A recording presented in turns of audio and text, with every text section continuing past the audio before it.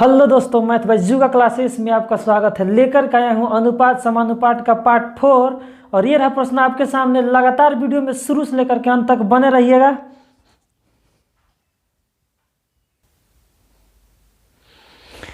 इस प्रश्न में क्या कर रहा है देखिएगा। रेलवे लगातार एनटीपीसी हो या ग्रुप डी हो या एसएससी हो या यूपीएससी हो, एग्जाम में ज़्यादातर एकदम इजी क्वेश्चन पूछती है और इजी में स्टूडेंट फंस करके नहीं स्कोर कर पाता है ज़्यादा अंक। देखिए ये रहा प्रश्न आपके सामने, ध्यान से नजरें जमाए रखिएगा। इस प्रश्न में क्या कर रहा है देखिएगा। दो संख्याओं के बीच का अनुपात 3:4 है। यदि प्रत्येक संख्या में 6 की वृद्धि हुई है तो अनुपात 4:5 हो जाता है। संख्याओं के बीच का अंतर कितना है। देखिए संख्या यहाँ दे नहीं रखा है, इसमें क्या दे रखा है कि दोनों संख्याओं का अनुपात पहले इतना अनुपात में था, 3:4 में था। हमेशा प्रश्न के परिभाषा को समझिए। परिभाषा जिस दिन आप समझ गए उस दिन प्रश्न आपका बन गया। देखिएगा इसमें क्या कर रहा है कि दो संख्याओं के बीच का अनुपात 3:4 है। यदि प्रत्येक संख्या में पता नहीं है कि कितना कितना संख्या है, लेकिन उसका अनुपात पता है कि पहले 3:4 था और उन दोनों संख्या में 6 की वृद्धि की जाती है, +6 की वृद्धि हुई तो अनुपात 4:5 हो जाता है।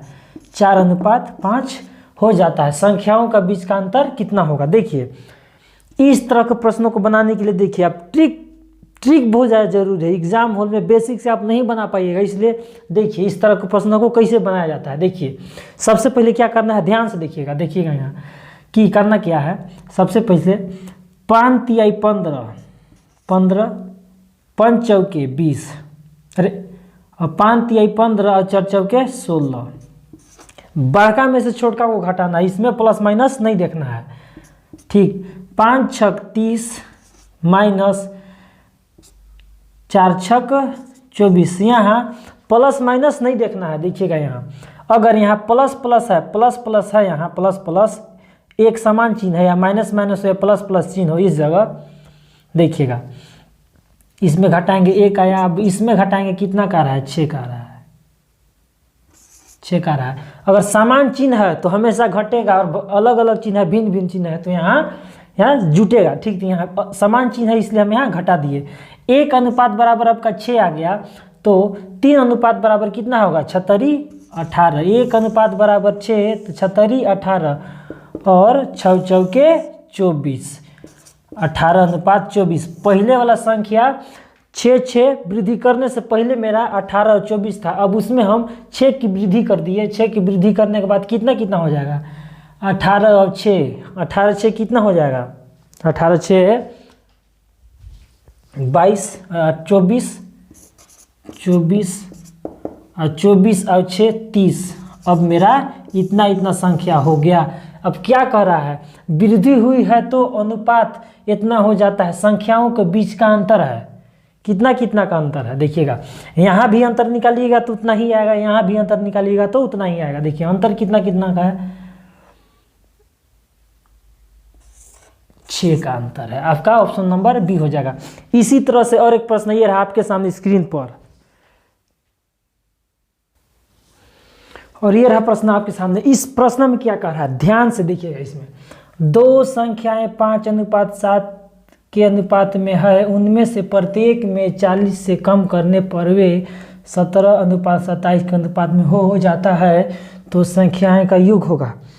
इससे पहले आप क्या पढ़े थे, इससे जस्ट पहले आप क्या पढ़े थे, उसमें जोड़ने वाला पढ़े थे कि उतना अनुपात में है और उस संख्या में जोड़ दिए थे। लेकिन अभी क्या करना है, 40 दोनों संख्या में घटाना है। घटाने के बाद आपका 17:27 हो जाता है। देखिएगा ये रहा आपका पहले का अनुपात, पहले वाला का, उसमें 40 को घटाना है, -40 घटा रहे हैं, -40 घटाने के बाद आपका 17:27 हो जाता है। अब क्या करना है, इससे पहले आप क्या पढ़े थे, समान चिन्ह होने पर घटेगा और भिन्न भिन्न चिन्ह यहाँ होने पर हमेशा आपका जुटेगा। लेकिन यहाँ देखिए सबसे पहले क्या करना है, इससे इसमें गुना करना है।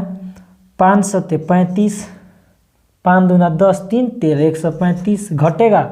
बड़का में से छोटका घटेगा, कोई जरूरी नहीं है कि बड़ा चिन्ह यहाँ माइनस है तो माइनस लगेगा। देखिएगा 37 49, इसको यहाँ से गुना कर देंगे, 37 49 7 4 11, 37 37 49, 7 4 11 बराबर, इसमें गुना करेंगे 27 चौके कितना होगा 0 0।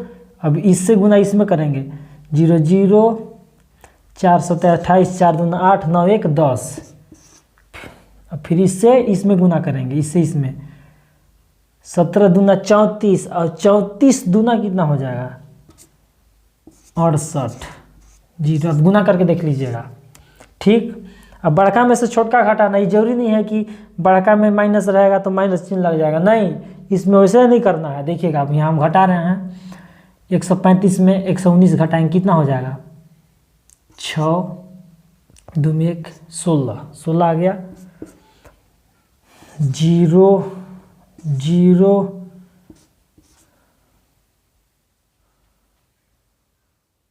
फिर से एक बार हम यहाँ देखेंगे गलत तो नहीं हुआ है।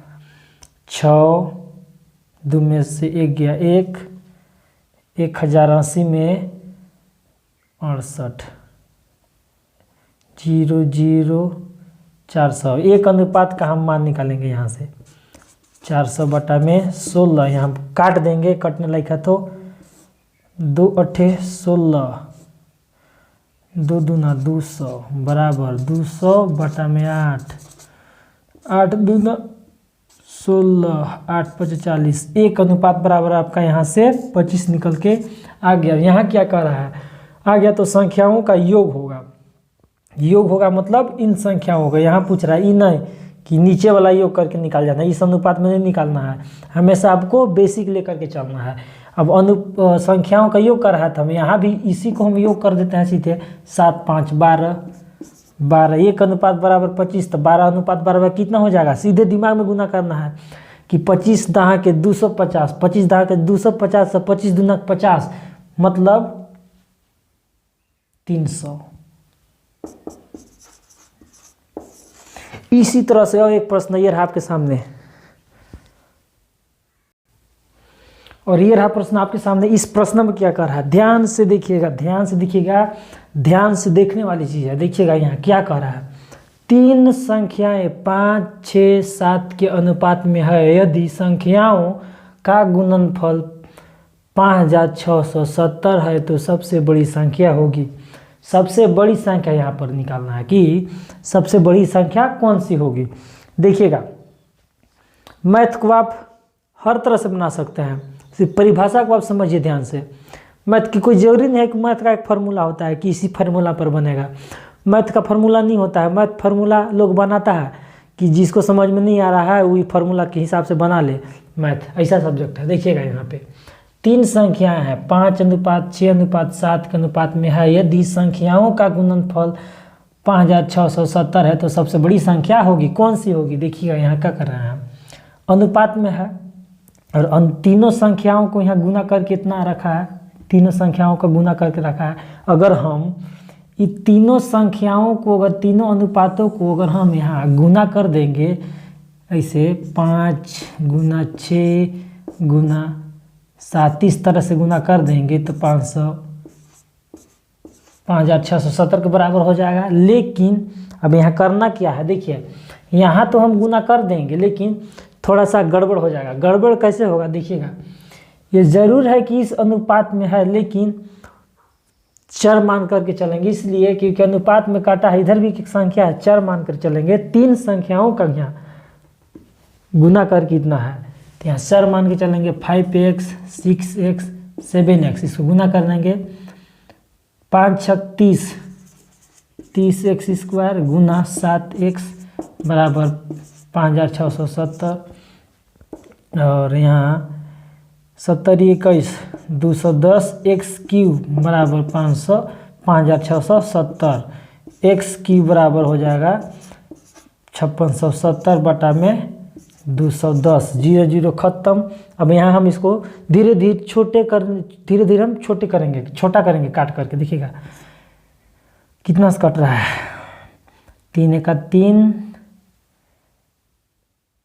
3 8 24 3 9 27 कट जा रहा है। छोटी संख्या से 3 7 21 3 1 3 बच गया 2, 3 8 24 हाथे बच गया 2, 3 नवा 27। अब यहाँ 189/7, 7 से कट रहा है, 7 दूना 14, 7 एक 7 दूना 14 और बच गया 4, 7 7 49। यहाँ एक्स क्यू का मान आ गया आपका 27, एस क्यू का मान 27 आ गया। देखिएगा इससे पहले हम बताए थे क्या, देखिएगा थोड़ा सा यहाँ डिटेल में थोड़ा सा पहुँच गए, डिटेल में यहाँ पहुँच गए। एक्स क्यू बराबर 27, यहाँ क्या है, इसका मतलब क्या होता है देखिएगा, यहाँ एक्स बराबर 27 की पावर 1/3 इस तरह से होता है। आप पीछे वाला क्लास जा कर के देख लीजिएगा, रूट वाला, स्क्वायर रूट, वर्गमूल, घनमूल वाला, देखिएगा यहाँ 20 हो गया। अब एक्स बराबर 27 को हमको तोड़ना है, या कह क्या रहा है कि 27 एक ऐसी संख्या है जो कोई एक संख्या को 3 बार गुना करके 27 बनाया गया है, तो इसको हम गुणनखंड करेंगे। 3 के पावर 3 गुना में 1/3, 27 नहीं होगा, देखिए यहाँ 3 नवा 27, 3 तिहाई 9, इसी को हम यहाँ 3 के पावर 3 लिख दिए, गुना करेंगे तो 27 आ जाएगा। अब यहाँ क्या होगा, 3 के हमें 3/3 यहाँ से कट जाएगा, माने x बराबर आपका 3 आ गया। ठीक, x बराबर आपका 3 आ गया, तो संख्या भी यहाँ से आप निकाल लीजिएगा। 3 5 15 एक संख्या, 3 6 18 एक संख्या और 3 7 21 एक संख्या। इसमें पूछ रहा है कि सबसे बड़ी संख्या कौन सी होगी, सबसे बड़ी संख्या 21 आपका।